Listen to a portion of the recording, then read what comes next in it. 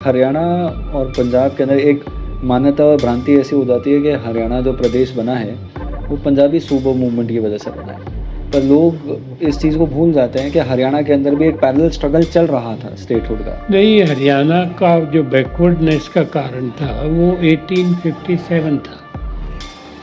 1857 हमारे ये जो गांव थे हरियाणा जो आज है, ये दिल्ली के साथ होते थे।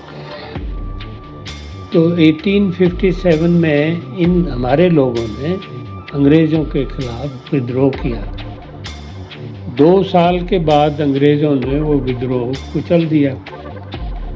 तो एज ए पनिशमेंट उन्होंने इन गाँवों को पंजाब के साथ लगा दिया, क्योंकि पंजाब अंग्रेज़ों के साथ था और लाहौर कैपिटल होती थी, ये पाकिस्तान वगैरह सारा एक पंजाब था। तो as a punishment we were attach to Punjab, और उनको कहा गया कि इनको कुछ नहीं करना है, बैकवर्ड रखना है, कोई सड़क, स्कूल, बिजली, पानी कुछ नहीं। So that was the reason we were kept backward.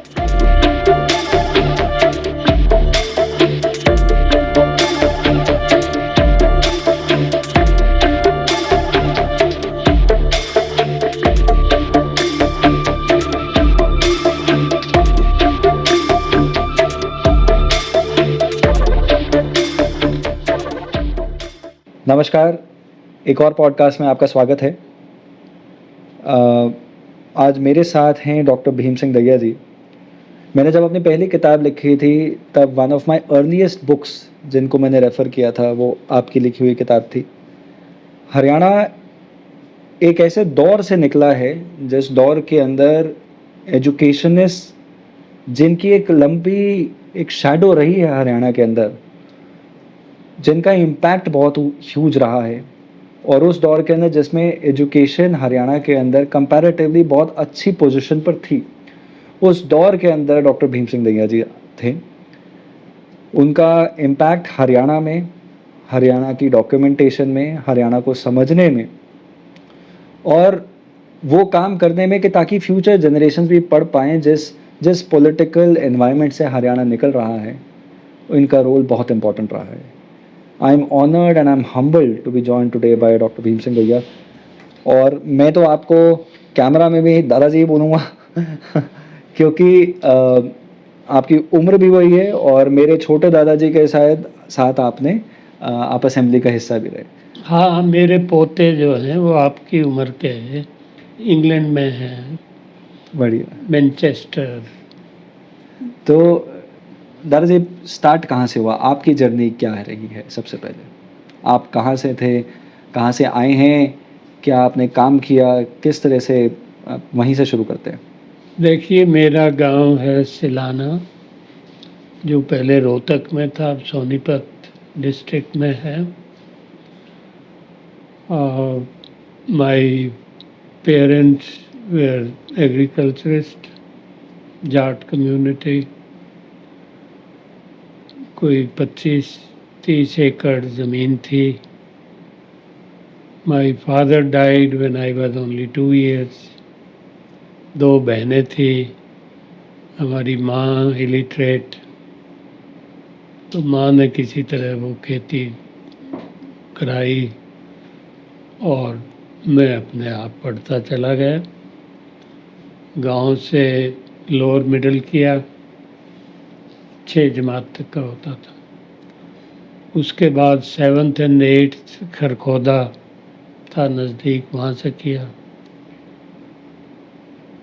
फिर 9th 10th waste high school Rohtak से की। उसके बाद कॉलेज CRA कॉलेज में FSC की सोनीपत। उसके बाद BSc जाट कॉलेज रोहतक से की।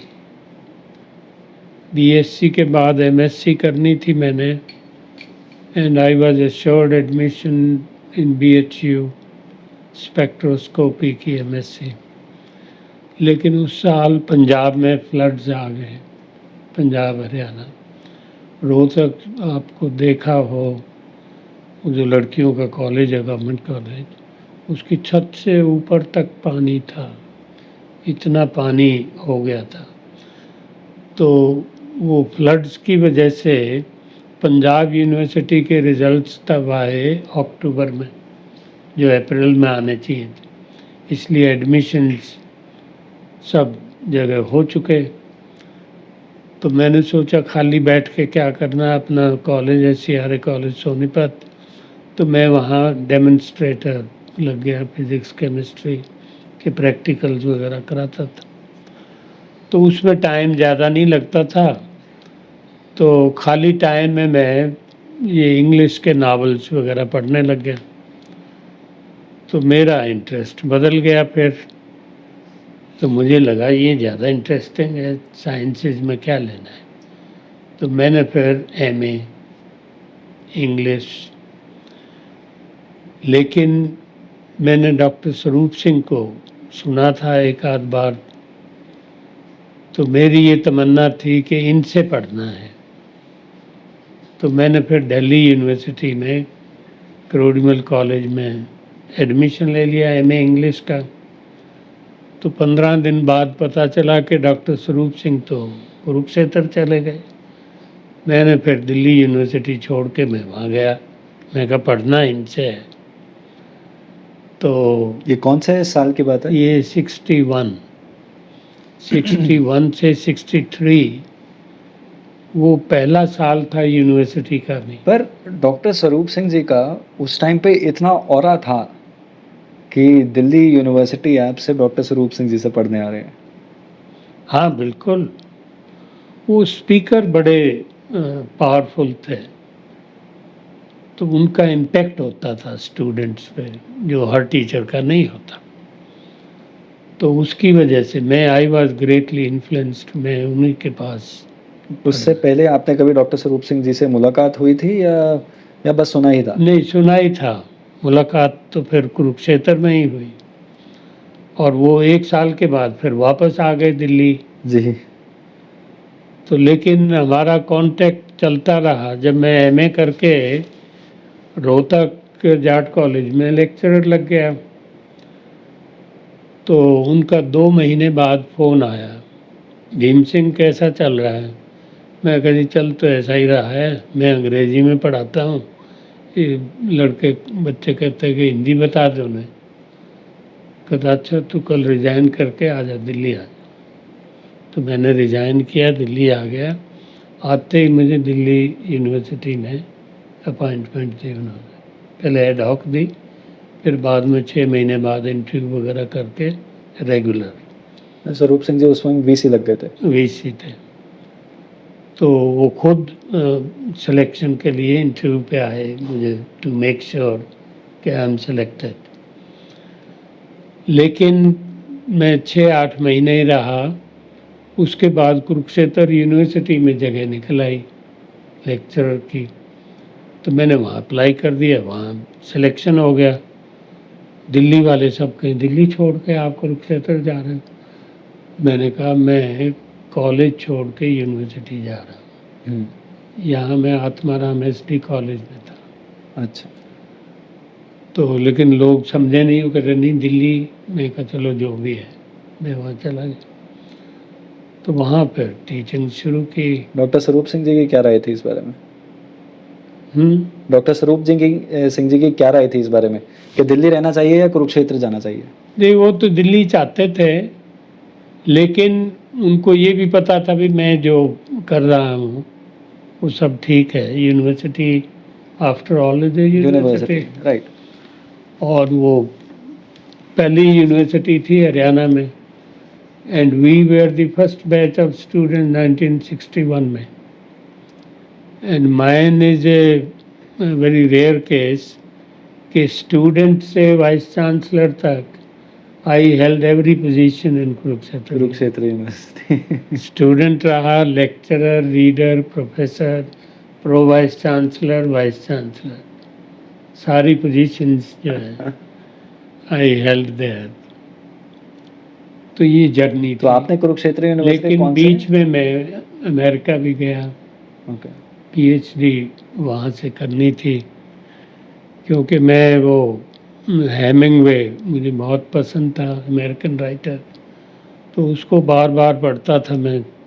For 7 years I was going every summer to Hyderabad American studies research centre, और वहाँ 2.5 महीने वेकेशन के वहीं लगाता था, और उसी हेमिंगवे को बार बार बार बार, क्योंकि मुझे लगा जो कह रहे हैं बाकी अमेरिकन क्रिटिक्स वो बात कुछ बन नहीं रही, ये कुछ कह रहा है वो कुछ इंटरप्रेट कर रहे हैं। तब मुझे तसल्ली हो गई कि हाँ अब मैं नई बात कह पाऊँगा। Then I applied for fellowship. ये एक GRE होता है, ग्रेजुएट रिकॉर्ड एग्जामिनेशन, वो वर्ल्ड ओवर अमेरिकन्स कराते हैं। तो उसमें जो परसेंटेज ऑफ मार्क्स होती है उसके बेसिस पे पहला एडमिशन होता है, उससे ज़्यादा मार्क्स हों स्कॉलरशिप मिलता है, उससे भी ज़्यादा हों तो टीचिंग फेलोशिप। तो मुझे टीचिंग फेलोशिप मिली थी। मैं ग्रेजुएट स्टूडेंट्स को BA MA को पढ़ाता था, अपनी PhD करता था। ये कौन से साल की बात है जब आप गए वहाँ ये 71 में गया मैं। पे? और उससे पहले आपने कुरुक्षेत्र यूनिवर्सिटी ज्वाइन कर ली थी? हाँ, वो 65 में ही कर ली थी, अच्छा, तो 71 में मैं वहाँ गया। तो हरियाणा बनने से पहले आप कुरुक्षेत्र विश्वविद्यालय ज्वाइन कर चुके थे? हाँ, 61 में। उस दौर में जब आपने ज्वाइन किया था, हरियाणा तो बना 66 में। जी, तो उस दौर में जब आपने कुरुक्षेत्र यूनिवर्सिटी ज्वाइन किया था, हम्म। यूनिवर्सिटी में कुछ कॉन्वर्सेशंस हो रही थी क्या हरियाणा से जुड़ी हुई, कि 1-1.5 साल के अंदर हरियाणा आज़ाद और एक अलग इंडिपेंडेंट एंटिटी बना? नहीं, ऐसा नहीं था। यूनिवर्सिटी जो बनी उसमें पहला वाइस चांसलर चौधरी हरद्वारी लाल थे, लेकिन ये साल बाद यहाँ आ गए दिल्ली, अच्छा। इन्होंने छोड़ दिया। दिल्ली क्या, इन्होंने इलेक्शन लड़ लिया था 62 में। जी, जी, जी, 62 में इलेक्शन लड़ गया था। हाँ, तो ये MLA बन गए। तो फिर आगे वहाँ लाला सूरजभान जलंधर से, हम्म, तो वो entire scenario changed, Punjabi dominance हो गई। वो सारे टीचर्स वहाँ से जलंधर से होशियारपुर से ले आए, and they used to look down upon us Haryanvis with backward है क्या है। यहाँ तक कि एक दफ़ा हमने डिपार्टमेंट में भी डिसाइडेड कि MA इंग्लिश में BSc को भी लेंगे, प्रोवाइडेड दे 50% मार्क्स। तो एक झज्जर से लड़का था, उसको नहीं लिया, उसके 55 थे। तो पेरेंट्स उसके साथ आए हुए, तो मेरे पास आए कि भी ये तो हरियाणा के चुने। तो मैंने फिर वो जो हेड थे डॉक्टर कालिया थे पंजाब से, उनको कहा कि जब ये हमारा डिसीजन है, ये लड़के के जा, कहता नहीं ये तो हरियाणा से झज्जर से। मैं कहा उसी पंजाब यूनिवर्सिटी से है, तो हरियाणा का हो गया तो इन्फीरियर हो गया, डिग्री का कोई मतलब नहीं। तो ये ऐसे हालात थे वहाँ उस वक्त। तो we had to fight against all that. वो दौर भी ऐसा था ना, क्योंकि हरियाणा और पंजाब के अंदर एक मान्यता और भ्रांति ऐसी हो जाती है कि हरियाणा जो प्रदेश बना है वो पंजाबी सूबो मूवमेंट की वजह से बना है, पर लोग इस चीज़ को भूल जाते हैं कि हरियाणा के अंदर भी एक पैरेलल स्ट्रगल चल रहा था स्टेटहुड का। नहीं, हरियाणा का जो बैकवर्डनेस का कारण था वो 1857 था। 1857 हमारे ये जो गांव थे हरियाणा जो आज है, ये दिल्ली के साथ होते थे। तो 1857 में इन हमारे लोगों ने अंग्रेज़ों के खिलाफ विद्रोह किया। 2 साल के बाद अंग्रेज़ों ने वो विद्रोह कुचल दिया। तो एज ए पनिशमेंट उन्होंने इन गाँवों को पंजाब के साथ लगा दिया, क्योंकि पंजाब अंग्रेज़ों के साथ था और लाहौर कैपिटल होती थी, ये पाकिस्तान वगैरह सारा एक पंजाब था। तो as a punishment we were attach to Punjab, और उनको कहा गया कि इनको कुछ नहीं करना है, बैकवर्ड रखना है, कोई सड़क स्कूल बिजली पानी कुछ नहीं। तो that was the reason we were kept backward. वो तो बंसीलाल ने आके जो है वो ऐसी कमी पूरी की कि पंजाब क्या सारे हिंदुस्तान में नंबर 1 स्टेट बना दिया विद इन 5 ईयर्स। ये उसका कमाल है देखो। तो दोज वेर द कंडीशंस, उनमें वी हैड टू स्ट्रगल। तो हरियाणा स्टेटहुड मूवमेंट क्या रहा था कि प्रोफेसर शेर सिंह का एक देखिए major हरियाणा contribution था। की मूवमेंट जो है, professor Sher Singh was the leading light, he was the leader of the movement, उन्हीं ने चलाया ये, और देवीलाल उनके साथ होता था। प्रोफेसर साहब क्योंकि पढ़े लिखे थे तो सारा लिखा पढ़ी to make out a case for Haryana वो करते थे, और यहाँ जो भी प्राइम मिनिस्टर थे उनको इंदिरा गांधी, उससे पहले नेहरू जी, तो वो खुद भी मिनिस्टर थे, तो उन्होंने he made out the case and he actually led the struggle. Devilal field का आदमी था, वो लोगों में जाता था, गांव में जाता था, लेकिन ऊपर का काम सारा लीडरशिप ही नहीं की थी। हरियाणा बनवाने का क्रेडिट सारा उनको जाता। क्योंकि उन्होंने 1960s का और 1950s के अंदर भी प्रताप सिंह कैरो जब सीएम थे तब उस टाइम पर भी डिप्टी सीएम होते हुए एक वो अपने पोजीशंस को गिवन करना, वो सारी की सारी सिर्फ इस वजह से ताकि हिंदी लैंग्वेज या फिर हरियाणा स्टेटहुड के हाँ, कॉज के लिए। हाँ, उन्होंने तो कैरों से भी, उनसे भी पंगा लिया, because he fought for Haryana. उनको जो अवेयरनेस थी उस वक्त ज़्यादातर लोगों को नहीं थी। पॉलिटिक्स में तो बहुत थे, चौधरी देवीलाल उनके साथ रहे, वो तो जैसे हनुमान की तरह, he was a strong pillar with him, लेकिन दिमागी काम और सारा ऊपर बातचीत करना, पोजीशन लेना, वो सब प्रोफेसर साहब का। He was real creator of Haryana. Bansilal बाद में मेकर बना, क्योंकि जो उसने काम किया 5-7 साल में वो किसी और स्टेट में नहीं हुआ। देखो बैकवर्ड स्टेट से नंबर 1 स्टेट हरियाणा को इंडिया में बना दिया, ये बंसीलाल का, मैंने लिखा किताब में, वो जी आपने पढ़ी हो, हरियाणा पे है ना जी जी किताब है, तो उसमें था। मैंने कहा ये बददिमाग थोड़े थे, लेकिन वो नहीं होते तो ये काम भी नहीं होता इतना, सही बात है। क्योंकि गुस्सा उनमें था इतना। एक दफ़ा एक मैं लिखा किताब में भी, वो डेट दे देते थे भाई ये सड़क बननी चाहिए तब तक, ये वो नहीं बनी किसी वजह से, तो गुस्सा आया उनको, वो अपने गनमैन से बंदूक लेकर कमर में मारी उसको, इंजीनियर के। ये लिखा है मैंने किताब में। मैंने कहा लेकिन ये शॉर्ट टेम्पर नहीं होता तो काम भी इतना नहीं होता। ये भी बात सही है। उन्हीं की वजह से हुआ, उनके डर से हुआ। चौधरी देवीलाल ने एक दफ़ा खुद मुझे बताई थी, जब ये नए नए बने चीफ मिनिस्टर, तो चंडीगढ़ से दिल्ली जा रहे थे कार में, देवीलाल ने सोचा भी नया है तो इसको ज़रा समझाऊं। वो पॉलिटिक्स में पुराने थे, तो वो समझा रहे थे भाई बंसी ऐसे करना वैसे करना, और उनकी आदत नहीं सुनने की। उसने ड्राइवर को कहा भी रोक कार, और इनको वहाँ सड़क पे उतार दिया और छोड़ के चले गए दिल्ली। देवीलाल कह रहे मैं 2 घंटे खड़ा रहा, फिर कोई बस आई, उसमें बैठ के मैं गया। तो इस तरह का टेम्परामेंट था उनका, लेकिन उसके दोनों पहलू हैं। ये नहीं होता तो काम भी नहीं होता। पर वो दौर तो आपने क्योंकि क्लोज क्वार्टर्स में देखा है, 60s के अंदर एक फेज़ आया था ना, अचानक से बड़ी सारी डिफेक्शंस हो रही थी हरियाणा के अंदर। तो जितने भी विधायक थे वो जिस चीज़ का फ़ायदा मेरे ख्याल से भजन लाल जी ने बाद में अच्छे से उठाया कि every man has a price, तो डिफेक्शंस बहुत कन्वीनियंटली हो रही थी। और स्टार्टिंग का जो फेज़ है बंसी लाल जी के आने से पहले, हरियाणा तो एक इसी टर्मोइल के अंदर फंसा हुआ था। पहले झगड़ के आ रहे हैं आप अपने स्टेट को बनाने के लिए, फिर स्टेट से जैसे, क्योंकि कांग्रेस भी कई मामलों में नहीं चाहती थी कि अलग स्टेट बने हरियाणा। हाँ हाँ बिल्कुल नहीं। ये भी कितनी कमाल की बात है कि भगवत दयाल शर्मा जो हरियाणा के पहले मुख्यमंत्री बने, वो चाहते ही नहीं थे कि ना, अलग प्रदेश बने। वो सोचते थे ये जाट डोमिनेटेड बन जाएगी, इसलिए वो खिलाफ थे इसके।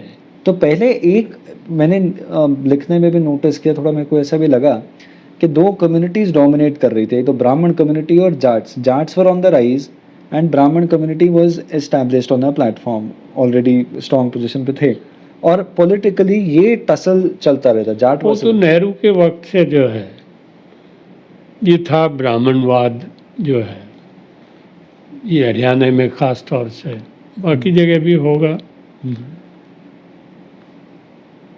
यहाँ तक कि जब बंसीलाल को ये बता रहे थे मुझे देवीलाल, जब चीफ मिनिस्टर बनाया है तो धैबर होते थे कांग्रेस के प्रेसिडेंट, तो उनको ये भगवत दयाल वगैरह बाकी लोगों ने, ये गुलजार लाल नंदा, इन्होंने सब ने उसको प्रेजुडिस कर रखा था कि किसी जाट को ना बनाना। तो धैबर बाहर का आदमी था, उसने कहा अभी जाट की पहचान क्या है, मैं तो जानता नहीं। उन्होंने कहा जी सिंह होता है इनके नाम में, तो इसलिए किसी सिंह को नहीं बनाना। तो देवीलाल ने नाम लिए पांचा, भाई ये सिंह, नो सिंह, नो सिंह। फिर उन्होंने बड़ा चालाकी से कहा फिर ये बंसीलाल जी को बना दो। यस, मैंने सोचा ये तो जाट नहीं होगा। तो that is how Bansi Lal became the chief minister. धैबर को, बट बंसीलाल, क्योंकि ये नॉन जाट लॉबी जो थी ये बड़ी स्ट्रांग इन्होंने, ये भगवत दयाल ने बना रखी थी कि इनको नहीं बनने देना। और ये इतनी ज़्यादा प्रोमिनेंट थी मतलब 1960s के अंदर, क्योंकि वो टाइम तो आप अपने क्लोजली देख रहे थे, अपने आसपास देख रहे थे। ऐसा क्यों रहा होगा, if you have to speculate? कि देखिए वो तो पुराना जो हरियाणा का सारी फॉर्मेशन है, गांव का जो स्ट्रक्चर होता था उसमें Jats use to be dominant, क्योंकि एग्रीकल्चर क्लास वही थी। तो गांव का जो सारा ढांचा था उसमें पिविटल पोजीशन जाट की होती थी, बाकी कास्ट जो थी वो डिपेंडेंट होते थे, चाहे ब्राह्मण है चाहे बनिया है, वो सब उन पे डिपेंडेंट होते थे, इसलिए वो दे वर डोमिनेटिंग। तो वो अखरती थी इनको, ब्राह्मण को, बनियों को, कि भाई ये इनको किसी तरह, कुछ छोटू राम ने उभारा। पॉलिटिकली जो मेरे ख्याल से एक तरह से रिसरेक्शन किया, हाँ, और वो जाट कम्युनिटी उसके अंदर सर छोटू राम को बहुत मेजर छोटू राम ने, अच्छा उन्होंने जो किया वो रियल लिबरेशन उन्होंने कराई। कई लोग कहते हैं ना भी उन्होंने तो आज़ादी में तो हिस्सा नहीं लिया, अंग्रेज़ों के साथ थे। चौधरी छोटू राम खुद कहते थे भाई आज़ादी तो मिलेगी, लेकिन जो मैं कर रहा हूँ वो कोई नहीं करेगा, इन लोगों को आज़ादी नहीं मिलेगी। ये जो हमारे हरियाणा के किसान जो हैं उनकी जो हालत है, मैंने किताब में लिखा हमारे गांव में ये हालत थी, जो कि सभी गांव में इसी तरह थी। एक बनिया था, सारा गांव सब जमींदार उसके कर्जदार होते थे। अगर आपने 500 रुपये ले लिए तो वो पीढ़ियाँ चली गई, बाप बेटा, बेटे का बेटा, वो 500 नहीं उतरते थे, सारे खेत की कमाई वो रखवा लेता था, और जो भी भाषा लिखे उनको पढ़ाई आती नहीं थी वो, तो इसलिए वो चलता रहा। तो हमारे गांव में फिर लोगों ने तंग आके सोचा भाई इसकी पढ़ाई तो हमें आवे नहीं, और इसके गुलामी सदियों से हम कर रहे हैं, तो कैसे छुटकारा पाएं।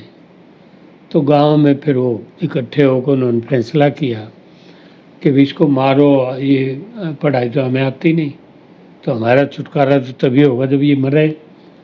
तो उन्होंने कहा अभी जिसको 4-4 लड़के हैं ना, एक लड़का दो, क्योंकि अंग्रेज़ फांसी तो देंगे लेकिन हमारा पीछा छूट जाएगा, हम आज़ाद हो जाएंगे। तो 4 लड़के इस तरह एक एक फैमिली से हुए, उनके ज़िम्मे लगाया कि बनियों को मारना है, तो उन्होंने फिर उसको गंडासों से काटा, और अंग्रेज़ों ने गांव के चौराहे पे उनको फांसी दी, रोहतक सोनीपत नहीं दी, हमारे ही गांव में चौराहे पे फांसी दी, और 2 महीने लटकाए रखा उनको, ताकि गांव को आंख हो जाए कि आइंदा कोई ऐसा काम नहीं करेगा। लेकिन लिबरेशन हुई, वरना तो होनी नहीं थी। वो तो पता नहीं 100-200 साल से यही करते आ रहे थे, सारी कमाई बनिया के, अकेला वो सारे गांव को रूल कर रहा था। तो ये हालात तकरीबन हर गांव में थे। तो छोटू राम ने ये किया कि भी आज़ादी तो मिल जाएगी देश को, लेकिन ये काम नहीं होगा, मैंने तो ये करना है।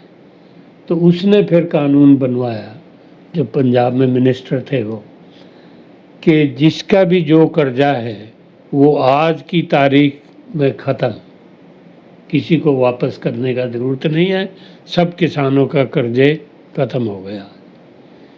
तब जाके लिबरेट हुए थे। तो छोटू राम को यूं ही थोड़े लोग याद करते हैं, इतना बड़ा काम और किसी ने नहीं किया। लोग कहते थे भाई ये तो आज़ादी में हिस्सा नहीं ले रहा, अंग्रेज़ों के साथ है। वो कहता मैं सब जानता हूँ, सब ठीक है, आज़ादी भी मिलेगी, लेकिन ये आज़ादी नहीं मिलेगी अगर मैं नहीं करूँगा तो। तब वो मिनिस्टर थे वहाँ पंजाब में, तब उन्होंने ये कानून बनवाया और तब वो ख़त्म हुआ बनियों का आतंक जो था।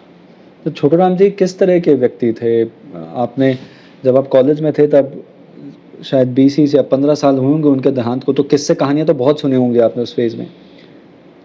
हाँ, वो देखो पढ़े लिखे थे, लेकिन उनको एक ही पैशन था, क्योंकि उन्होंने भी हमारी तरह देखा था कि किसानों की क्या हालत है। तो उनका तो ज़िंदगी का एक ही ध्येय बन गया था कि मैंने किसानों का सुधार करना है।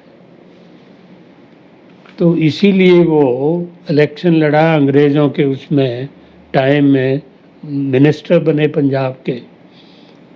और लोग तो कहते हैं भाई सर छोटू राम वो तो अंग्रेज़ों के साथ था।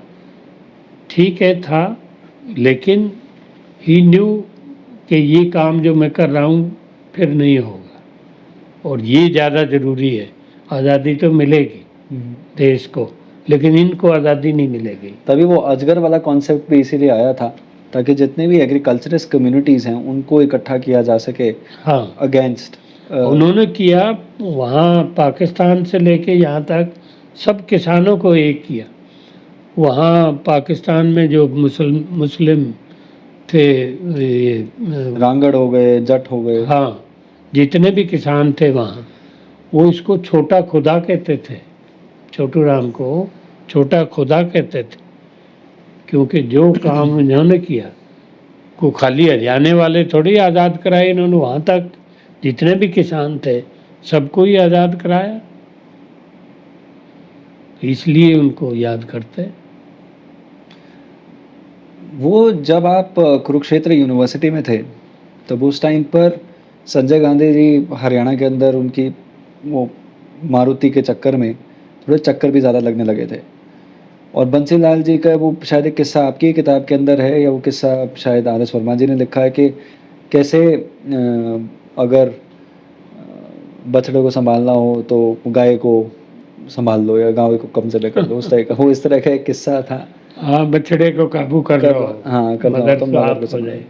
संजय गांधी और बंसीलाल जी का वो किस तरह का बॉन्ड था? क्योंकि कई जगह कई किताबों में, चाहे कूमी कपूर हों या कई लोग हैं जो उस दौर के जिन्होंने वो फेज़ देखा है, वो मानते हैं कि बंसीलाल जी संजय गांधी की उस कोठरी के अंदर थे जो इस वक्त इंडिया को डोमिनेट करते थे।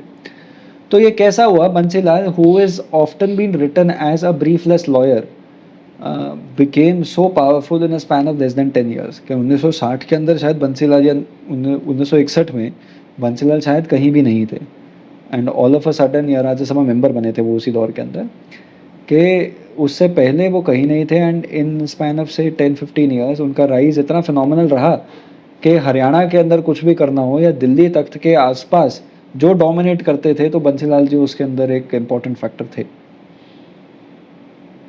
He was close to the family, लेकिन काम देखो उनका सारा कंसंट्रेशन हरियाणा पे था। वो तो ठीक है, अगर वो कांटेक्ट नहीं ऊपर रखते तो ये नहीं कर पाते। यहाँ तो बदल देंगे चीफ मिनिस्टर को, दूसरे को बना देंगे। संजय गांधी जो भी थे, लेकिन उनको भी बदनाम ज़्यादा किया गया, काम करने वाला था संजय गांधी। संजय गांधी। मैं एक इंस्टेंस बताऊं आपको, उस वक्त तो बल्कि ये आउट ऑफ पावर थे, जनता गवर्नमेंट आ गई थी ना 77 में, जी। तो ये मैं यहाँ देवीलाल ने रोहतक रजिस्ट्रार लगा दिया, नई यूनिवर्सिटी बनी थी। मुझे कहने लगे भी तुम्हें संभालना है। मैं कहा संभालने का मतलब? कहता मैंने नहीं बेरा तुम वाइस चांसलर। मैं कहा जी मेरी 34 साल की उम्र है, मैं वाइस चांसलर 3 साल का फिर कहाँ जाऊँगा? कहता मैंने नहीं पता तो न करना है।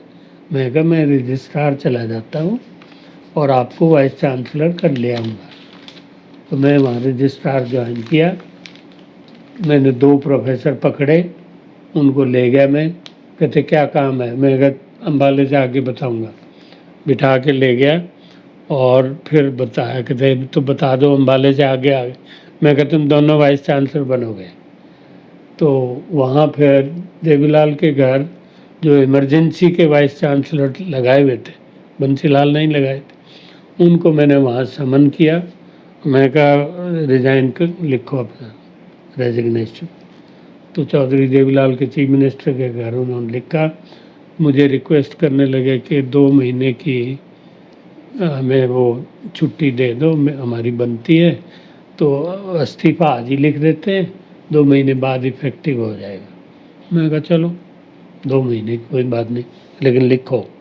तो उनके रेजिग्नेशन ले लिए हमने। लेकिन उस 2 महीने में फिर आप वाइस चांसलर नहीं लगा सकते। तो जिनको मैं लेके गया था, डॉक्टर जेडी सिंह, एक आर.डी. शर्मा थे, उनको फिर प्रो वाइस चांसलर लगाना पड़ा, क्योंकि ये इन जब जाएंगे तभी वीसी बनेंगे। लेकिन उनकी किस्मत खराब थी, वो हरद्वारी लाल आ गया। हरद्वारी लाल ने इलेक्शन लड़ा था, तो वहाँ चीफ मिनिस्टर को तंग करता था, क्योंकि उसको मिनिस्टर बनाया नहीं। तो कर्नल राम सिंह ने समझाया देवीलाल को कि ये ऐसे तंग करेगा, इसको वाइस चांसलर वगैरह बना दो यूनिवर्सिटी में, ताकि असेंबली से पीछा छूटे। तो वो रोहतक आ गया वाइस चांसलर। तो मैं फिर देवीलाल के पास गया। मैं कहीं बदमाश को लाना था, तो मुझे क्यों ख़राब किया? कहता क्या करेगा साला, मैं चीफ मिनिस्टर हूँ, इसको ये कर देंगे वो कर देंगे। खैर वो स्टेज आई फिर, क्योंकि वो उल्टे काम कराना चाहे, मैं करूँ नहीं, वो पैसे वैसे लेके इसको मेडिकल में कर दो, इसको मैं कहा संत जी मैं नहीं करूँगा। तो उन्होंने मुझे सस्पेंड कर दिया। सस्पेंड कर दिया तो वो मामला आगे तक गया, फिर ठीक हो गया, फिर हाई कोर्ट, सुप्रीम कोर्ट, ये वो। तो उस वक्त फिर बाद में इसको हमने गवर्नमेंट से सस्पेंड कराया, हरद्वारी लाल को। अच्छा, गवर्नमेंट ने सस्पेंड किया था हरद्वारी लाल को? हाँ, चौधरी देवीलाल ही थे जी। तो इनको सस्पेंड किया। तो ये फिर हाई कोर्ट से स्टे ले आए। तो स्टे ले आए तो हमें सुप्रीम कोर्ट जाना पड़ा। तो सुप्रीम कोर्ट में डॉक्टर स्वरूप सिंह कहने लगे ये आडवाणी अच्छा वकील है, इसको कर लेते हैं। हम आडवाणी के पास गए। आडवाणी ने वो सारा केस पढ़ा तो कहने लगे दैया साहब आई एम सॉरी, मैं नहीं कर पाऊँगा। मैं कहा क्यों? कह रहा जिसके खिलाफ आप कर रहे हो ना, इसकी सीट पार्लियामेंट में मेरे साथ थी, तो साथ वाली सीट पे बैठता था, अच्छा नहीं लगता। तो मैं कहा फिर अपने जैसा काबिल कोई और बता दो। फिर उन्होंने एक जैन बताया, तो वो जैन ने फिर हमें जितवाया, तब ये वहाँ से निकाला था। तो लेकिन निकालने से पहले किस्से और भी हुए बड़े, क्योंकि इसकी हमारी बननी तो थी नहीं, इसने उल्टे काम करने, हमने करने नहीं थे। तो एक दफ़ा ऐसा हुआ कि चीफ मिनिस्टर ने रिकमेंड कर दिया कि इसको हटाया जाए, हरद्वारी लाल को।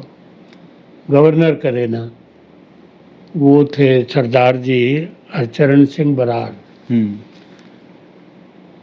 तो मैंने कहा ये तो बात फंस गई।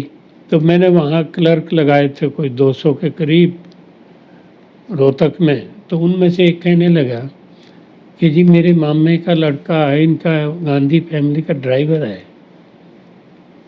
मैंने कहा चल यार शायद वही काम आ जाए। वो अभी है, करतार सिंह यहीं का है, मुनीर का गांव का। अच्छा। हाँ, मैं अभी बुलाता हूँ कई बार। तो हम इसके पास करतार सिंह के पास आए, करतार सिंह वहाँ गांधी फैमिली के पास ले गया। ये 79 की बात है, जब ये हो चुका था, इमरजेंसी ख़त्म, जनता गवर्नमेंट आ गई, इंदिरा गांधी ये आउट ऑफ पावर। लेकिन वो हम जब पहुँचे, वो ले गए वहाँ, तो मिसेस गांधी ने पूछा, हाँ डॉक्टर साहब सुनाओ क्या काम है, क्योंकि उसने मेरे बारे में तारीफ कर दी बहुत सारी। तो मैंने कहा जी संजय से काम है। कहती बैठो ड्राइंग रूम में, मैं अभी बुलाती हूँ। तो हम ड्राइंग रूम में बैठ के संजय को बुलाया। संजय ने आते पूछा क्या काम है। मैंने कहा वो गवर्नर से काम है, वो करता नहीं तो आपके पास आना पड़ता। अभी आ रहा है। देखो ये आउट ऑफ पावर थे और जनता गवर्नमेंट का लगाया हुआ गवर्नर 2 मिनट में आया, मेरे सामने आते ही संजय के दोनों पैर पकड़े, घुटने, और संजय ने देखा भी नहीं। कहे सरदार जी ये बाद में करना, पहले इनकी सुनो।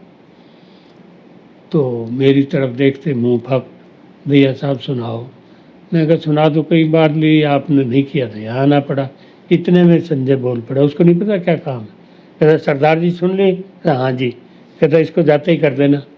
और उसने जाते ही कर दिया। अगले दिन और जवाहरलाल को डिसमिस किया। That is how he was removed. ये संजय गांधी देखो इतना उसका था रुतबा, गवर्नर। ये आउट ऑफ पावर बिल्कुल। 77 में जनता गवर्नमेंट आ गई,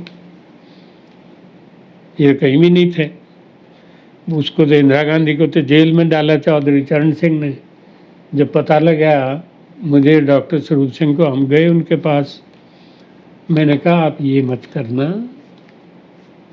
हम कोई इंदिरा गांधी की सिफारिश नहीं कर रहे, हम आपके भलाई में कह रहे हैं, आपका ही नुकसान हो।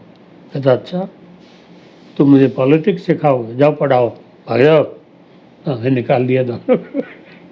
हम घर से आ गए और फिर वही हुआ, इन्होंने जेल में डाला। वो 4.5 महीने जेल रही, लेकिन 80 में she came back with thumping majority. हाँ, तो प्राइम मिनिस्टर वो वाली बात भी कि क्या जब 1977 में जनता पार्टी की सरकार बनी थी, तब क्या उन कुछ सालों के अंदर एक तो फर्वर इतना मेजर रहा होगा इंदिरा गांधी के अंदर, अगेंस्ट ऑपोजिशन इतना ज़बरदस्त था कि जो चीज़ शायद इससे पहले कभी इमेजिन भी नहीं की जा सकती थी कि दिल्ली में या दिल्ली में सरकार गांधी परिवार या नेहरू गांधी परिवार से दूर जा सकती हो, वो अचीव कर लिया। पर क्या उन स्टार्टिंग के फेज़ के अंदर ये इमेजिन कर पा रहे थे लोग कि कोई नॉन गांधी भी वहाँ पर पावर में रह सकता है? क्योंकि वोट तो कर दिया, पर आप जैसे जो शुभचिंतक लोग भी हैं, जो इंटेलिजेंसिया में इन्वॉल्व थे, क्या आप इमेजिन भी कर पा रहे थे कि एक नॉन गांधी या नॉन नेहरू गांधी या नॉन कांग्रेस एक फैक्शन बिल्ड हो सकता है जो देश को चला पाए? हाँ हाँ बिल्कुल। देखिए चंद्रशेखर में वो दम था, और चंद्रशेखर ने ही रेज की। वो खुद भी तो उसी में थे, कांग्रेस में, और वो यूथ कांग्रेस के होते थे। उन्हीं ने इंदिरा गांधी के खिलाफ झंडा उठाया, और 77 में लीडिंग रोल उन्हीं का था। उनके साथ बाकी लोग भी थे, बहुत सारे थे उस वक्त तो, लेकिन he was the main, leading वही था। तो उन्हीं ने जो है जनता पार्टी बनाई और गवर्नमेंट भी बनाई। हमारे जैसे लोग, हम भी फिर उनके साथ लगे। ये भी थी अपने ये मेनका वगैरह, शत्रुघ्न सिन्हा, सब थे ये। तो चंद्रशेखर में वो दमखम था। और चौधरी चरण सिंह, क्योंकि लोकदल एक बहुत बड़ा, जिस फेज की मैं बात कर रहा हूँ 70s में, चौधरी चरण सिंह ने देखे, उनको उनका फोकस था किसानों पे, इंडिया पे नहीं था। हालांकि 4.5 महीने वो भी रहे प्रधानमंत्री, लेकिन सारा फोकस उनका था किसानों पे, इसीलिए लोकदल बनाया और बहुत बड़ी बात की उन्होंने, खाली हरियाणा में नहीं, यूपी, हरियाणा, राजस्थान, मध्य प्रदेश, दूर तक वहाँ कर्नाटका तक लोग इनके साथ जुड़ गए, जो बाद में प्राइम मिनिस्टर भी रहे 2-3।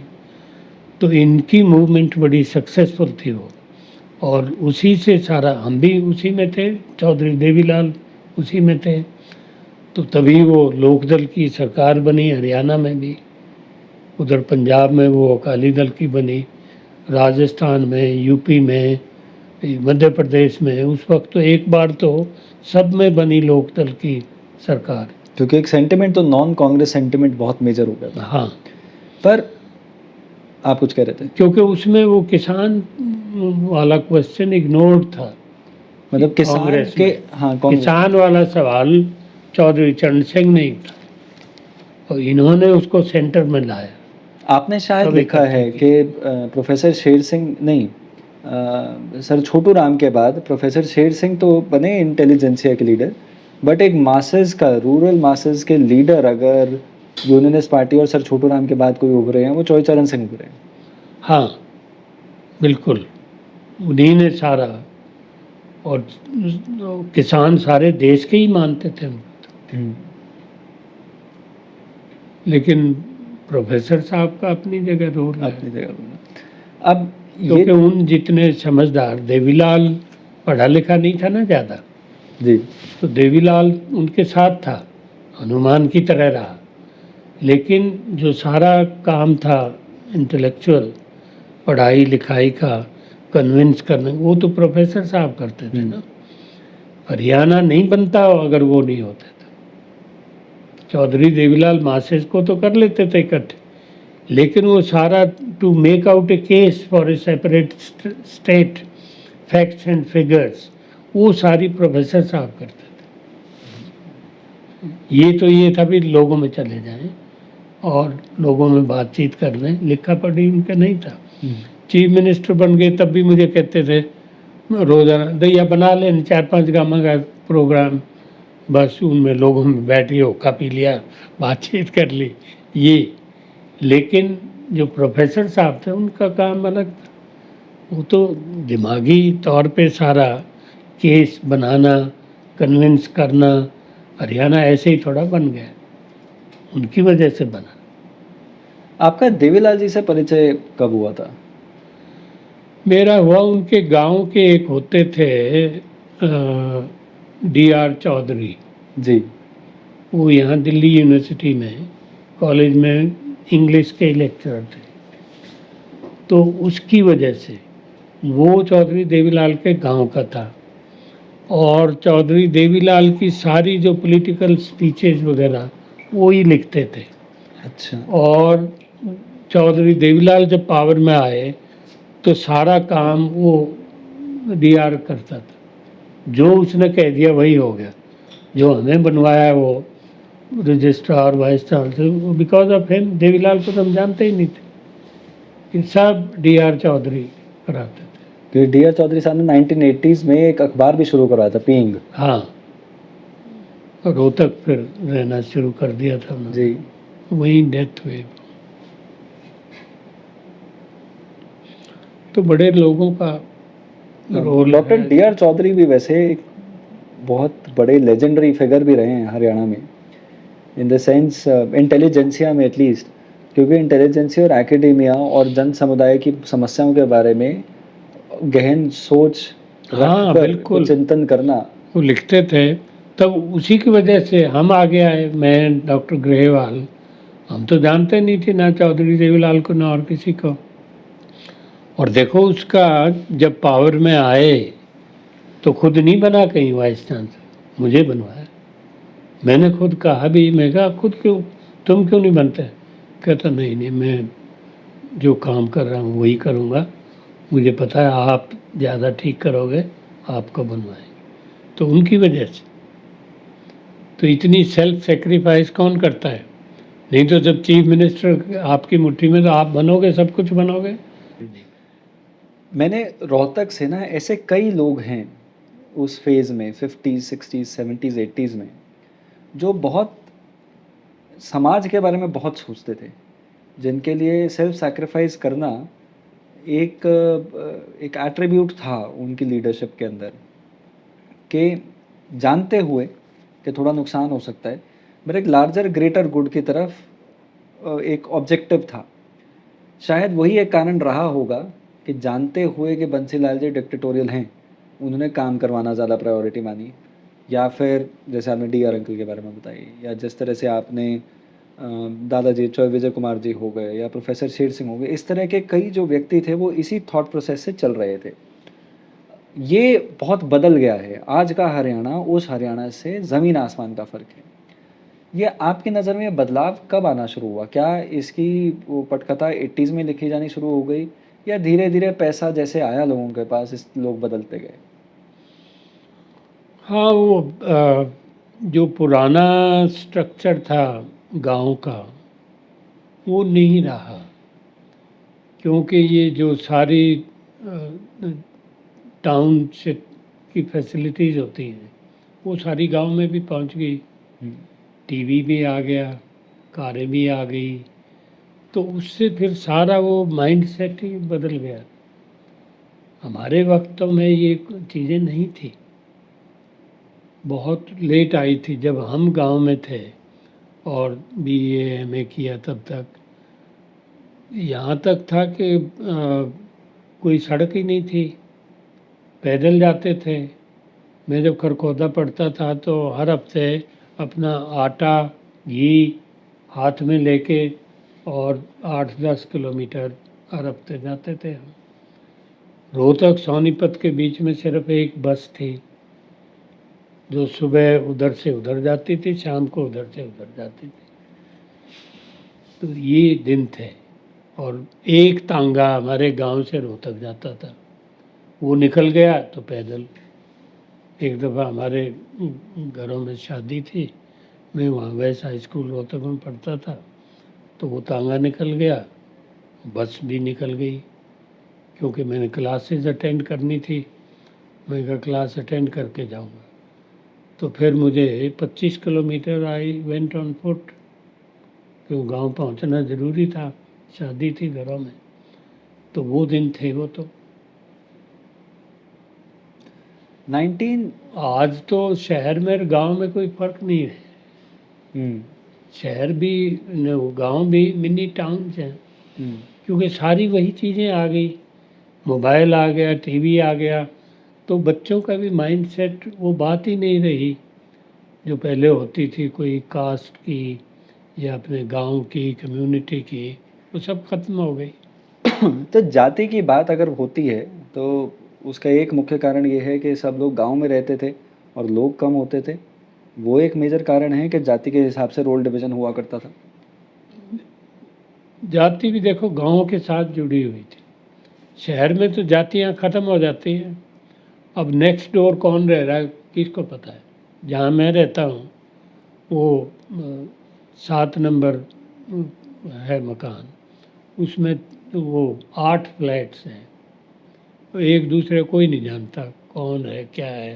सालों से रह रहे हैं, कोई बातचीत नहीं, सब अपने अपने काम में। तो शहर का तो ये कैरेक्टर हो जाता है, एनोनिमिटी हो जाती है, आप कौन मैं कौन कोई मतलब नहीं। गांव में एक सारा गांव परिवार की तरह होता था। सारे गांव की लड़कियां हमारी बहनें होती थी, लड़के भाई होते थे, बड़े चाचा ताऊ होते थे। तो वो एक स्ट्रक्चर था बिल्कुल फैमिली वाला। अब इंडिविजुअलिज्म का है। अब तो मोबाइल ज़्यादा ज़रूरी है, पड़ोस में कौन है पड़ा रहेगा, उन्हें क्या करना है। तो अब तो घर के घर में जो है वो बच्चे बस वो मोबाइल पे ही लगे रहते हैं, माँ बाप पड़े रहो अपने कहाँ है। ये हालत है। नहीं, पर ये तो चलो मैं दिल्ली की बात मान सकता हूँ। हरियाणा के जो शहर हैं, नहीं नहीं, वो तो शहर क्यों, गांव में यही है। गांव शहर में अब फर्क नहीं रह रहा। पर हरियाणा के जो कई गाँव हैं, अब गाँव से 4 परिवार उठ के लेट्स से रोहतक चले गए और स्वाभाविक है थोड़ा-सा आस-पास ही रह रहे हैं। हम्म। तो ऐसा भी तो हो रहा है कि शहरों के अंदर वो ग्रामीण व्यक्ति का आने की वजह से एक टसल भी क्रिएट होता है, बाकी जो पुराने जो शहरी लोग हैं, और एक टसल इस बात का भी क्रिएट होता है कि वहाँ पर जो गाँव से आया हुआ व्यक्ति रह रहा है, वो अपना जो दिनचर्या है, जो जीवन शैली है, वो भी लेकर आता है। तो सम सॉर्ट ऑफ रर्बनाइज़ेशन है, रूरल अर्बनाइज़ेशन हो रहा है। तो वो भी तो एक हिस्सा ही है, इसी डेवलपमेंट का ही पार्ट है वो भी। हाँ है, वो भी है, लेकिन वो पुराना जो गांव वाली माइंडसेट था, वैल्यूज़ थी, रिलेशनशिप, वो ख़त्म हो। वो गाँव में भी ख़त्म हो गए। बिल्कुल। और उसी वजह से जैसे हरियाणवी सोसाइटी जो एक फ्लक्स के दौर से गुज़र रही है, वो इसी वजह से गुज़र रही है। हाँ, अब ये जितना ये क्राइम वगैरह बढ़ गए, वो इसीलिए क्योंकि कोई वैल्यूज़ रही नहीं। पहले तो बच्चों को बड़ों से डर लगता था, चाहे अपने घर का या पड़ोस का, चाहे गांव का, कोई भी है। अब बड़े सब चाचा ताऊ नमस्ते, ये वो लड़कियां अपनी सारी बहनें। आज कौन, वो गांव के गांव में, पड़ोस के घर में शादियां हो जाती हैं आजकल। कभी सोच सकते थे? उस वक्त तो गोत्र होते थे हमारे।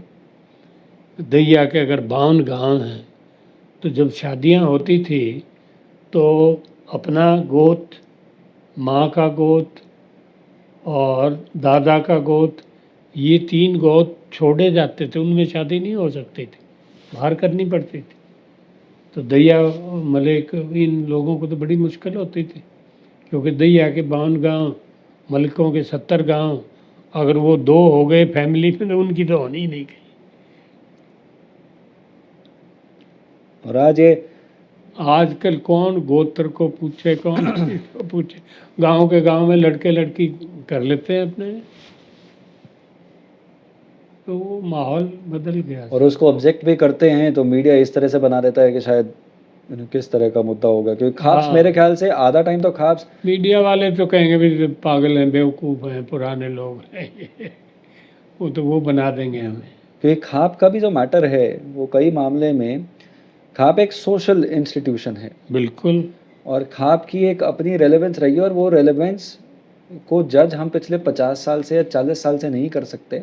वो जो दशकों से, वो दशकों भी नहीं, मेरे ख्याल सेंचुरी से जो वो चला आ रहा है हाँ। ख्वाब का सिस्टम, उसको हम कंपेयर कर लेते हैं अपनी एक फ्रेश एजुकेशन के साथ, जो मेरे ख्याल से मेट्रिक ही गलत है उस चर्चा का। अब तो टेक्नोलॉजी है, वो बात ही नहीं रही ना, वो वैल्यूज़ की, मॉरल्स की। वो तभी होती थी जब एक फैमिली स्ट्रक्चर था गांव का भी, लेकिन अब वो नहीं है। तो वापस आते हैं एक बार 1980 में, जनता पार्टी की सरकार का सडन कोलैप्स होता है, और कोलैप्स होते ही वापस कांग्रेस पार्टी पावर में आती है। उसमें जनता पार्टी की हरियाणा की जो सरकार है, उसके अंदर एक चेंज होता है कि ताऊ देवीलाल से सत्ता चली जाती है भजन लाल जी के पास। भजन लाल जी से आपका कोई कॉन्वर्सेशन, कोई discussion, how do you see भजन लाल, क्योंकि उसी फेज के अंदर, मैं 1982 में ही आप विधायक भी बने। हाँ हाँ, मैं 82 में बना। और मैं एक बात ना इसमें और कहूँ कि in many ways you have been an over achiever for your age, कि अगर आप 34 साल की उम्र में आप रजिस्ट्रार लग गए हैं और आपको वीसी का ऑफर आता है, और उसके कुछ साल बाद ही आप विधायक भी बन जाते हैं, तो I appreciate my luck. You would say by luck, but ये जब बात मैं जरूर है। एमएलए बना था, डॉक्टर स्वरूप सिंह का फ़ोन आया, क्योंकि चौधरी चरण सिंह थे लोकदल के प्रेसिडेंट। जी। चौधरी चरण सिंह और डॉक्टर स्वरूप सिंह साधु हैं, अच्छा। उनकी वाइफ्स बहनें हैं दोनों। तो जब वो इलेक्शन आया तो चौधरी साहब ने डॉक्टर स्वरूप सिंह को कहा कि भी हरियाणा तुमने संभालना है, तू जाने, मैं सबको नहीं जानता। तो ये होते ही डॉक्टर स्वरूप सिंह का मुझे फ़ोन आया, भीम सिंह दिल्ली आ जाओ। मैं दिल्ली आया, लिफाफा रखा टेबल पे, कहता ये लिफाफा उठा ले। मैं कहा जी क्या है? कहता बस तू देख लेना, जा ये उठा ले। मैंने देखा, उसमें टिकट पार्टी की। मैं कहा जी ये क्या? कहता जा इलेक्शन लड़। मैं इलेक्शन लड़ लिया। अच्छा, इलेक्शन जिस गांव में जाता, हमारे 50 गांव थे कॉन्स्टिट्यूंसी में, तो लोग ये कहते हैं डॉक्टर तू बैठ, अपने चाय पी, हम अपने आप लड़ देंगे। और माला डाल देते, कोई 25,000 की, कोई 20,000 की। मैंने अपने सेक्रेटरी को कहा भैया मालाएं इकट्ठी कर लेना। तो इलेक्शन उन्होंने लड़ा। फिर बाद में जब मैं जीत गया 10,500 से, वो शांति राठी थी, वो मिनिस्टर होती थी एजुकेशन की, उसको हरा था। तो मैंने फिर वो पंचायत को बुलाया, उनके थैंक्स करे, चाय वाय पिलाई, और अपने सेक्रेटरी को कहा मैं पैसे दे दो सारे। कहते ये कर रहा है। मैं गए आपके पैसे हैं, तुमने इलेक्शन लड़ा, मैंने तो कोई लड़ा नहीं, मालाएं डाल देते थे तुम। वो कोई थे पता नहीं 7.5 लाख या क्या। तो मैंने कहा इसको कोई धर्मशाला में, कोई स्कूल में, अच्छे काम में लगाओ, मुझे कोई ज़रूरत नहीं है इसकी। इलेक्शन तुमने लड़ दिया, मैं बन गया, अब ठीक है। मैंने वो पैसा फिर उनका वापस किया। तो 1980s में जैसे ही स्विच की जनता पार्टी से, जनता पार्टी के अंदर ही भजन लाल मुख्यमंत्री बन गए। कई मामलों में और कई लोग, कई चिंतक इस तरह की बात बोलते हैं कि पहली बार जो मनी की तरफ एक्सपोजर था हरियाणा का, हरियाणवीज का, जिसके अंदर मैं शहरी हरियाणवी बोल रहा हूँ और आपका गांव से जो अधिकांश हरियाणा था, उसका मनी एक्सपोजर फर्स्ट टाइम भजन लाल के दौर में होना शुरू हुआ। हाँ देखिए, भजन लाल ने पैसा इंट्रोड्यूस किया पॉलिटिक्स में। वो मैं आपको एक किस्सा बता दूं।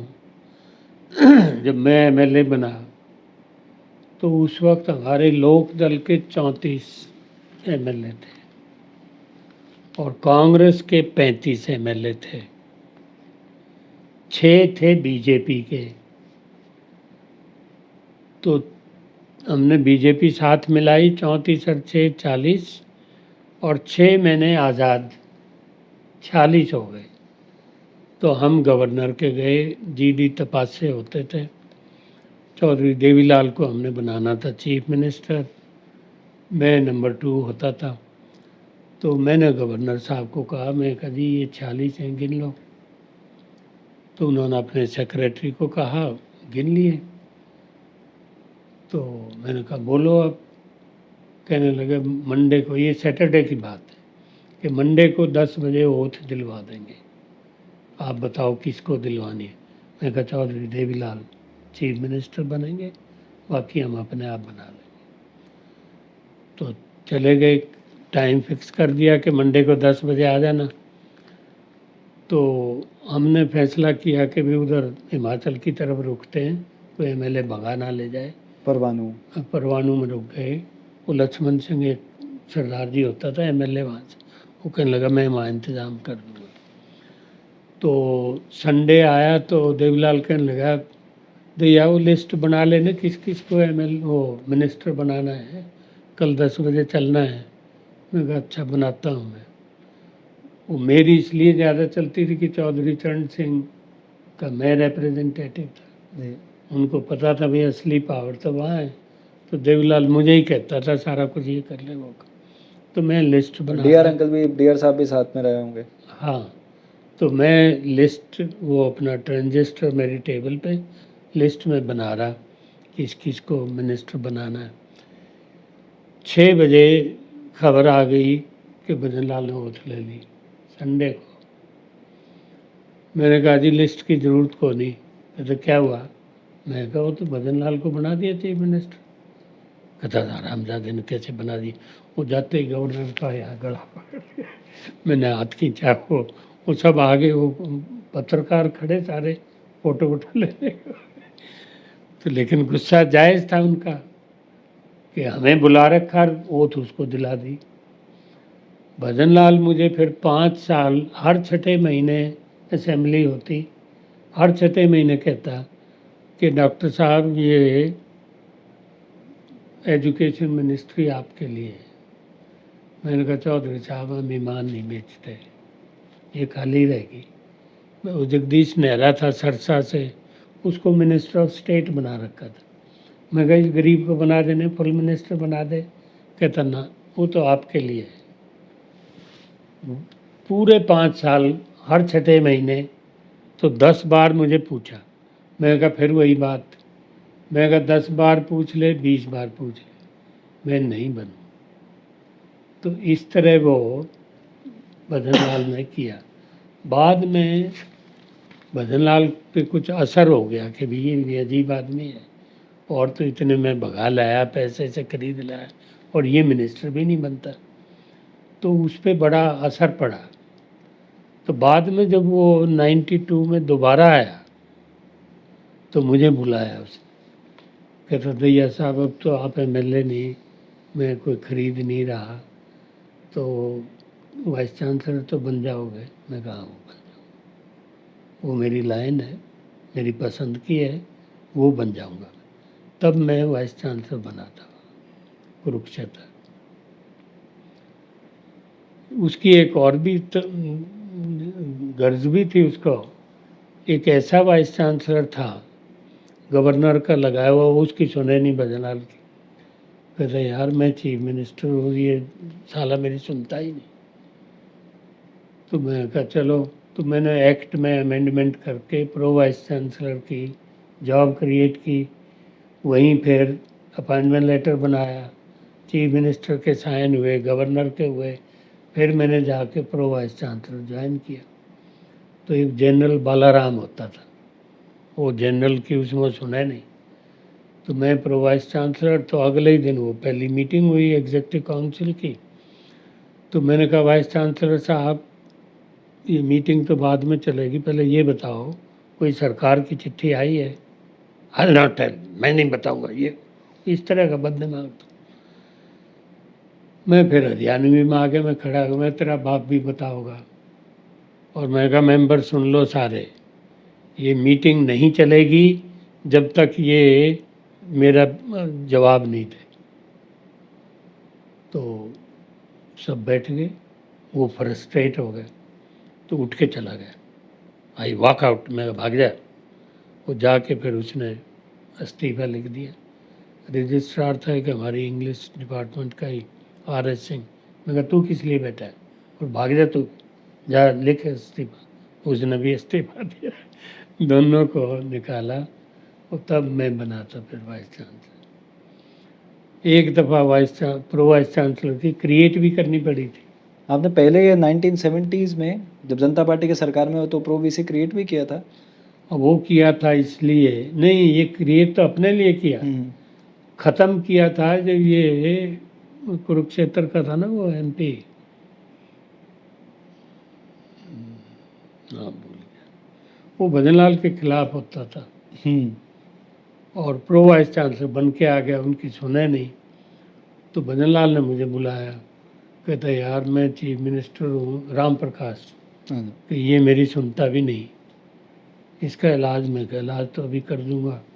मैंने एक्ट में से वो प्रो वाइस चांसलर की पैराग्राफ निकाल दिया, और मैं कहा अभी दस्तखत कराओ, अपने करो, गवर्नर के कराओ, और इसको चिट्ठी दे दो कि PVC की कोई पोस्ट नहीं जाएगा। तो उसको निकाला।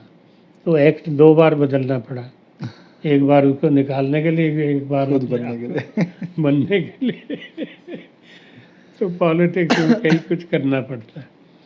लेकिन भजनलाल पे ऐसा असर हुआ, देखो मुझे बुलाया।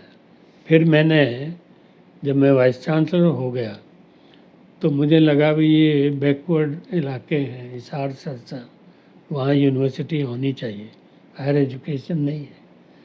तो मैंने फिर हिसार में बनाई, सरसा में बनाई। तो जब ये यूनिवर्सिटी बनाई उन्हीं दिनों चौधरी देवीलाल की डेथ हो गई। तो मैंने कहा अभी सरसे वाली का नाम तो चौधरी देवीलाल यूनिवर्सिटी रख देते हैं, और आप तो मैं कहा अभी जिंदा हो, चौधरी भजनलाल वाइस चांसलर भी नहीं, वो चीफ मिनिस्टर थे। तो मैं कहा आपके नाम से तो रखें क्या? तो आपके वो जो गुरु थे जम्बेश्वर बिश्नोइयों के, उसके नाम से रख देते हैं। कहते नहीं ये जाट मिनिस्टर नहीं मानेंगे। मैं कहा ऐसे ही मर्द मानस है, मैंने यही कहा। कहता क्यों? मैं कहा कौन से नहीं मानेंगे मुझे बता। कहता बीरेंद्र सिंह और ये सुरजेवाला।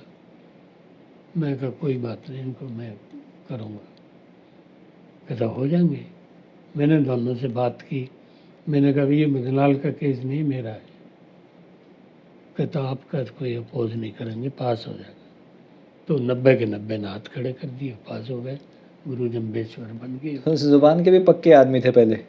हाँ बिल्कुल, देखो मेरे कहते ही कहता भजन लाल का तो होने नहीं देते, आपका तो कोई नहीं पास हो जाएगा। वो दोनों मिनिस्टर थे, ये चीफ मिनिस्टर थे, तो ये थे लोग। तो गुरु जम्बेश्वर तब अच्छा, इसकी फिर भी हिम्मत नहीं पड़े। वो कहता है नहीं असेंबली में पास नहीं होगा। मैं कहा यार ऐसा है, मैं आपको लिख के दे देता हूँ, एज चीफ मिनिस्टर आप ये पढ़ देना कि इसका नाम होना चाहिए Hisar university of science and technology. मैं बैठूंगा गैलरी में, एमएलए तो हूँ नहीं, मैं खड़ा हो जाऊंगा, मैं कहूँगा कि नहीं इसका नाम गुरु जम्बेश्वर होना चाहिए, बोलो किसी को एतराज़ है। मैं कहा 90 के 90 हाथ उठा देंगे, कहते उठा देंगे। मैं कहा फिर वही बात, मैं कहा चीफ मिनिस्टर आप हैं लेकिन मेरे हाथ उठेंगे 90 के 90। तो मैंने वही किया, मैं वहाँ बैठा गैलरी में और मैं खड़ा हो गया। मैंने कहा नहीं इसका नाम ये होना चाहिए, बोलो किसी को एतराज़ है। मैं कहा हाथ उठा दो, 90 के 90 उठा दिए। तो इन दोनों से मैंने बात कर ली थी पहले, वीरेंद्र से और सुरजेवाला से, तब उसका नाम गुरु जम्बेश्वर हुआ था। बहुत बढ़िया। 1980s में मैं वापस आपको लेकर आता हूँ। न्याय युद्ध जो 82 के अंदर तो ताऊ देवीलाल जी के साथ धोखा हो गया, और अगले 2-3 महीने के अंदर कहते हैं जो 1.5-2 महीने का समय दिया गया था भजन लाल जी को अपना वो मेजॉरिटी इकट्ठी करने के लिए, तो कई लोग दल का जो हाथ है वो छोड़ के चले गए। आप उनमें से जो उन्होंने 5 साल भी नहीं छोड़ा। एक कुछ लोग ये भी बोलते हैं कि देवीलाल उसके बाद कुछ समय के लिए बैठ गए थे, क्योंकि वो इतने ज़्यादा डिसअपॉइंट हो गए थे, क्योंकि कुछ समय पहले ही भजन लाल ने उनका तख्ता पलट किया था। फिर उनके पास जब लोगों ने उनको सत्ता दी दोबारा से मुख्यमंत्री बनने की, तो फिर वो इस धोखे से पीछे रह गए। फिर शायद कुछ हताश हो गए, शायद कुछ परेशान हो गए कि कुछ टाइम का उनकी लाइफ के अंदर एक पॉज वाला फेज़ आया, और उसके बाद मौका बना 1985 में जब राजीव लौंगोवाल अकॉर्ड आया। हम्म। तब देवीलाल का पहले अकालियों के साथ किस तरह का संबंध रहा था, और फिर मैं जानना चाहूँगा लौंगोवाल अकॉर्ड के बारे में, उनके पास उसके बाद उन्होंने क्या किया। देखो अकालियों से उनका बहुत क्लोज संबंध था, रिलेशन। ये बादल जो है बिल्कुल उनका मिला जुला। बादल हमारे यहाँ इलेक्शन में आता था, देवीलाल उधर जाता था, उनके यहाँ होता था, मिलजुल के इनका काम होता था, इसीलिए दोनों कामयाब थे उस वक्त।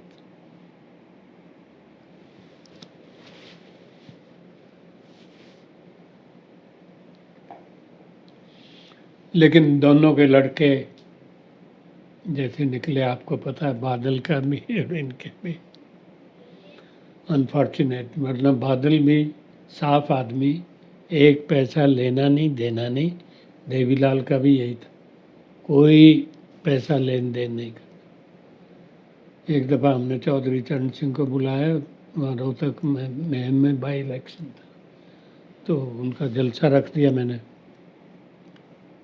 तो देवीलाल कहने लगा भाई तू ही कर इंतज़ाम, ये बसें वसें ये। मैंने कर लिया। फिर एक स्टेज पे पैसे मेरे पास भी ख़त्म हो गए। मैंने चौधरी देवीलाल को कहा, मगर कुछ पैसे वैसे जेब में हाथ डाल लें। उन्हें नहीं पता कितने, जितने भी थे 500,000। कहते ये तो मेरे दौर हैं, बाकी अपना कर ले, काम चला ले। ऐसे सादे आदमी थे, कहाँ मिले ऐसे लोग।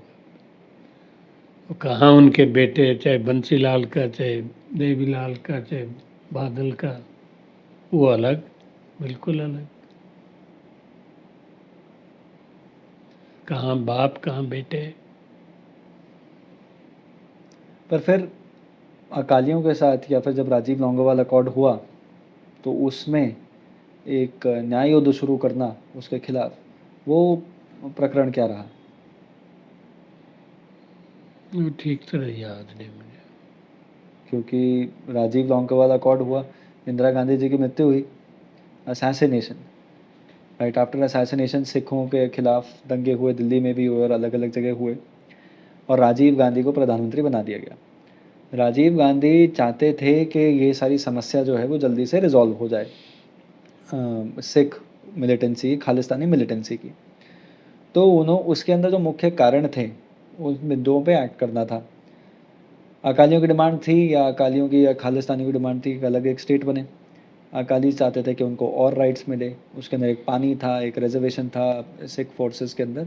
बट एक फेज़ आया कि जब उसको रिज़ॉल्व करने के लिए एक राजीव गांधी और लॉन्गोवाल के बीच में अकॉर्ड एक साइन हुआ। उसको मध्यस्थता उसकी करने वाले अर्जुन सिंह थे, जो उस टाइम मेरे ख्याल से मध्य प्रदेश में गवर्नर थे। तो वो वहाँ से फ्लाई करके जाते थे पंजाब के अंदर अकालियों के साथ डिस्कशन करने। ये अर्जुन सिंह तो पहले तो एजुकेशन मिनिस्टर मंत्री भी था। थे, हाँ जी, हाँ जी, मंत्री भी थे। तो उस फेज़ के अंदर वो गवर्नर बनाए हुए थे। वो आते थे इधर, दिल्ली का मैसेज लेकर जाते थे चंडीगढ़ में, पंजाब में। और अकालियों का ये जो गुट हो गया था वो थोड़ा-सा नरम दल हो गया था कंपेयर टू खालिस्तानी जो बहुत गरम थे, जो क्योंकि उससे पहले वो 84 तो के मिलिटेंट थे। मिलिटेंट हो गए थे। तो उस वक़्त एक राजीव लॉन्गोवाल अकॉर्ड साइन हुआ जो एसवाईएल का मुद्दा है, उसके अंदर सेंटर नोड पॉइंट था कि एसवाईएल का पानी के ऊपर, और उसके अंदर अकॉर्ड के अंदर एक एमएएफ पानी एक यूनिट जो होता था, उस यूनिट के ऊपर झगड़ा हो गया और वो झगड़े को भजन लाल जी ने तो एक्सेप्ट कर लिया राजीव लॉन्गोवाल अकॉर्ड, परंतु देवीलाल ने माना कि ये लॉन्गोवाल जो अकॉर्ड है उसके अंदर तो हरियाणा का कोई फ़ायदा होता ही नहीं है, ठीक। और उस वजह से एक मेजर ऑपोजिशन उसी कदम से शुरू हुआ और ताऊ देवीलाल ने उस वक्त न्याय युद्ध शुरू किया। और उस न्याय युद्ध का जो नतीजा है कि 1987 के अंदर वो न्याय युद्ध चला लगभग 1.5 वर्ष तक, और 1987 में फिर हरियाणा के अंदर जो सरकार बनी वो देवीलाल जी वापस आए। हाँ, तो जैसे मैं बात कर रहा था 1980s में, तो हमने एक तो देखा न्याय युद्ध का वक्त आया, और न्याय युद्ध के इमिडिएटली बाद एक इस तरह का एक फर्वर बन गया कि हमारे देश में देवीलाल जी को फिर तीसरी बार मौका मिल रहा था, कि दूसरी बार मौका मिला था पर बन नहीं पाए थे, फिर तीसरा मौका मिला मुख्यमंत्री बनने का, और जिसने उनका कद बहुत बढ़ा दिया। देवीलाल जी आज भी मतलब रूरलाइट्स के वो पुरोधा माने जाते हैं, बिल्कुल उनके लेवल का और कोई हुआ नहीं है। क्योंकि वो एक्चुअली मेरे ख्याल से कि वो जो फेज़ था जब वो मुख्यमंत्री बने, तब उन्होंने जो काम किए, वो छोटू राम जी के बाद यही एक फेज़ आया था जब किसी ने रूरलाइट्स के लिए पूरा फोकस से काम किया। बिल्कुल, तो उस पे थोड़ा प्रकाश डालिए। उन्होंने, मैं तो बहुत करीब था उनके, तो वो सबसे पहले उन्होंने बुढ़ापा पेंशन की। मैंने कहा ये क्यों कर रहे हो भाई, मतलब और कहीं पैसा लग जाएगा। कहता दैया तू जवान है अभी, तुझे नहीं पता हरियाणा में क्या हालत है, आधे बूढ़ों को रोटी को नहीं मिलती। जवान अपने शादी हो गई, बच्चे हो गए, बूढ़ा तो पड़ा है अपने एक तरफ चारपाई में, तो पेंशन मिलेगी तो कि मैं इज्जत भी होगी उनकी, 2 पैसे मिलेंगे अपने खाने पीने का होने। तब उन्होंने 500 से शुरू किया था, अब वो 5000 से ऊपर है, क्योंकि हर टर्म में बढ़ती रहती है फिर। तो देवीलाल तो इतना जुड़ा हुआ था ना गांव से, शहर नहीं उनको पसंद आते थे। चीफ मिनिस्टर भी बन गए तो मुझे रोज़ कहते थे दैया 5-4 गाँव बना ले प्रोग्राम। मैंने कहा दफ्तर में ही बैठा करो। दफ्तर में उनका मन नहीं लगता था, क्योंकि पढ़ाई लिखाई थी नहीं ज़्यादा, ना इंटरेस्ट था उनमें कागज़ों में भी क्या करना। कहता ये कर लेंगे आईएएस वाले, तो प्रोग्राम बना दे बस। वो तो लोगों में खुश रहते थे जाके, बैठना, हुक्का पीना, उनकी बातें सुनना, उनकी फिर मदद करना। तो उनका दिल हमेशा गांव में ही रहता था और चाहते थे भाई इनका मैं जो भी हो सकता है करूं। सारे कानून वगैरह उन्होंने उनके फ़ायदे के लिए किए। और कई मामले में ये भी कहा जाता है कि जो उनकी सरकारें चलाती थी उनकी डिपेंडेंसी जो थी वो ब्यूरोक्रेट्स पे भी काफ़ी ज़्यादा थी।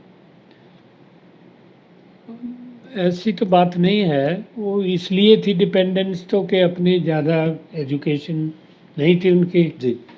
तो वहाँ तो काम ब्यूरोक्रेट्स तो सारा अंग्रेज़ी में काम होता है। अब देवीलाल को तो नहीं अंग्रेज़ी आएगी, तो इसलिए वो हैंडीकैप तो था उनका।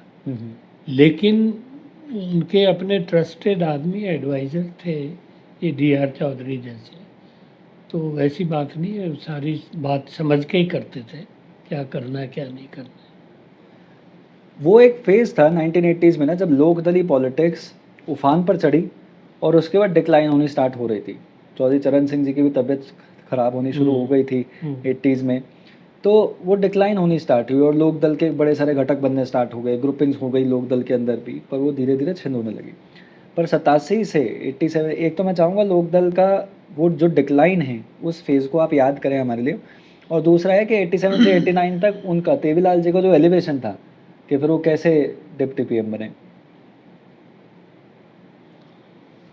वो देखिए, डिक्लाइन तो इसलिए था कि इनकी तो उम्र अब होती जा रही थी बड़ी, चौधरी चरण सिंह की भी, इनकी भी, बादल की भी, सारे ये पूरी जो जनरेशन थी, दे वर गेटिंग ओल्ड। तो दूसरा इनको यकीन नहीं था रिप्लेसमेंट, इनके बच्चे अलग किस्म के, क्योंकि उनको वो पैशन नहीं था जो देवीलाल को था, भी गांव का ये करना है, किसानों का भला करना है। चौधरी चरण सिंह को था, इनको नहीं था नेक्स्ट जनरेशन। चौधरी देवीलाल भी चाहते थोड़े ही थे भी चौटाला के बाद बने ये, लेकिन वो नेक्स्ट जनरेशन बने। चौधरी चरण सिंह एक दफ़ा मीटिंग ऐसे ही कर रहे घर में, वो करते थे बिल्कुल गांधी की तरह, नीचे चादर बिछा के जो आया जूते उतारो बैठ जाओ। तो एक दफ़ा एक चापलूस सा आ गया, कहते चौधरी साहब आपकी उम्र तो बहुत हो गई, अब लड़के को ले आओ पॉलिटिक्स। कहता बाहर हो जाए। मुझे कहने लगे इसको निकाल के आओ।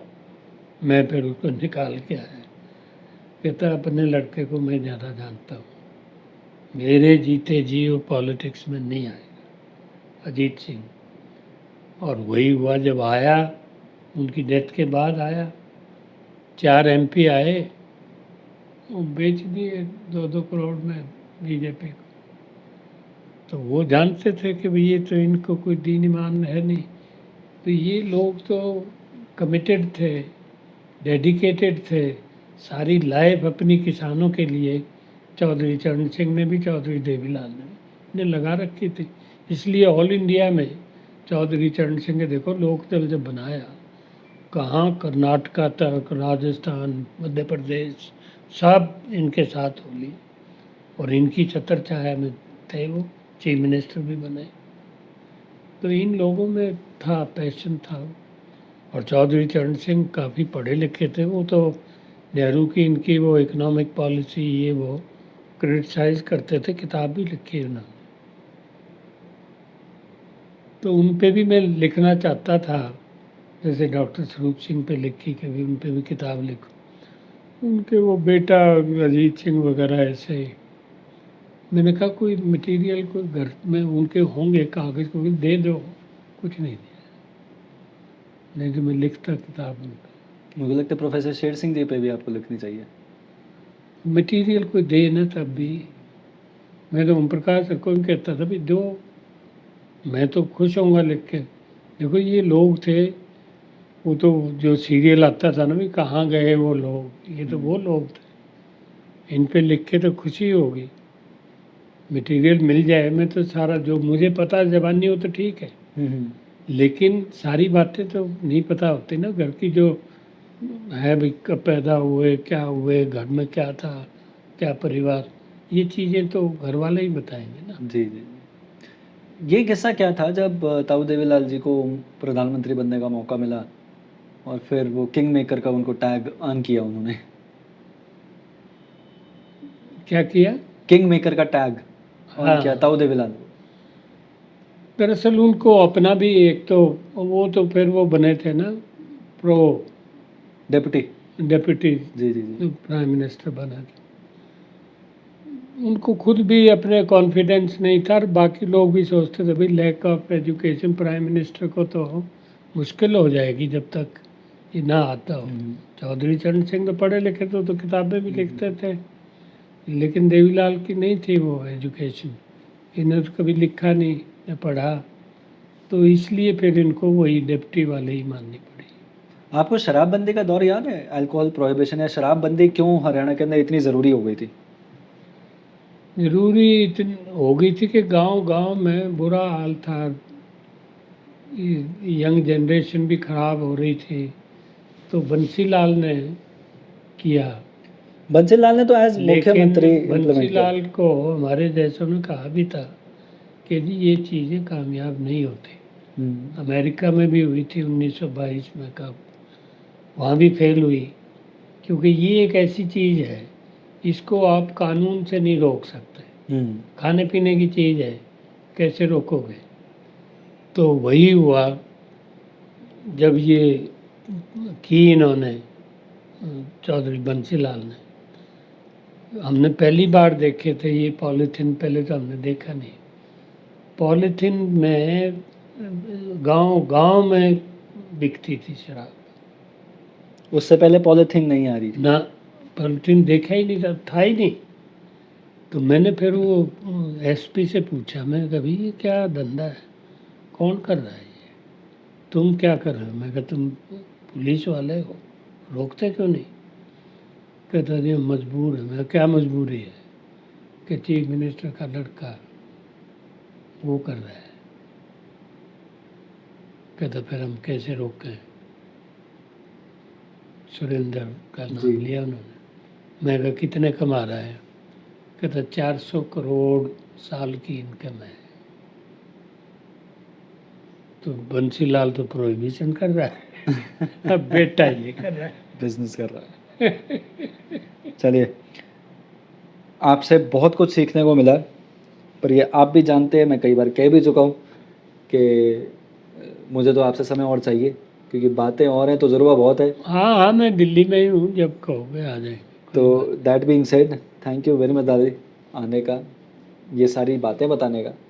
और आई एंजॉयड इट, अच्छा लगा, आप सब लोग अच्छे हैं। तो मैं ये कंटिन्यू करना चाहूँगा हरियाणा के ऊपर चर्चा। हाँ फिर कभी बैठेंगे, फिर मैं बैठते यही दिल्ली ही होता हूँ जी। अक्सर। दैट बीइंग सेड, नमस्कार।